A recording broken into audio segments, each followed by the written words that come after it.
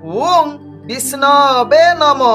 नमस्कार, मु ज्योतिर्विद जजाति केशरी दास आपण मानकु हिंदू नववर्षर अभिनंदन।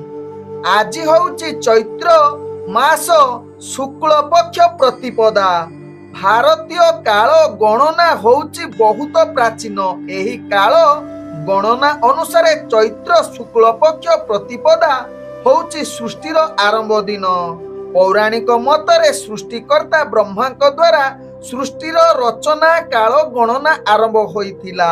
कलिजुग आरंभ हेबारु बहु वर्ष बीतिबा परे जहाँकि प्रतिभाशाली विक्रमादित्य सिंहासन आहरण आज दिन जहाँकि प्रारंभ करिथिले। तेणु तांको उत्तम शासन पाई समग्र भारत वर्षरे एक भावे प्रतिष्ठित जहाँकि वर्षर प्रथम दिन आज ठारू आरंभ होइथाय। तेबे पौराणिक मतरे त्रैतया जुगरे जहाँकि राम मर्यादा पुरुष राजा अभिषेक आज होइथिले। जहाँकि द्वापर जुगरे युधिष्ठिर जहाँकि राजा अभिषेक मध्य आजिर दिन होइथिले। तेबे आजी जहाँकि चैत्र शुक्ल पक्ष प्रतिपदा तिथिरे सत्य जुगर मध्य आरंभ होइतिला।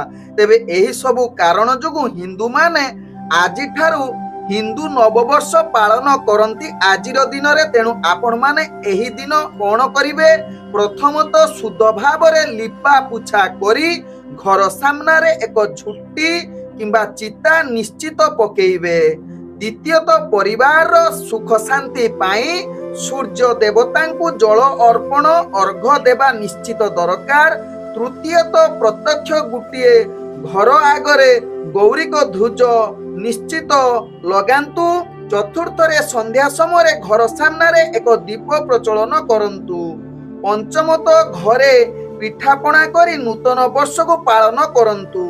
षष्ठ रे तथा परिवार बंधुवर्ग को निश्चित नूतन वर्षर अभिनंदन जनांतु। सप्तम रे प्रत्येक ग्राम रे नाम संकीर्तन सहित मंदिर परिदर्शन करंतु। तत्सहित दृढ़ संकल्प नियंतु जहाँकि हिंदू समाजर रक्षा सहित आपणक जीवन रे किछि परिवर्तन निश्चित हवा पाई संकल्प नियंतु। एही सबु कार्य करंतु। ओं विष्णवे नमः। नमस्कार।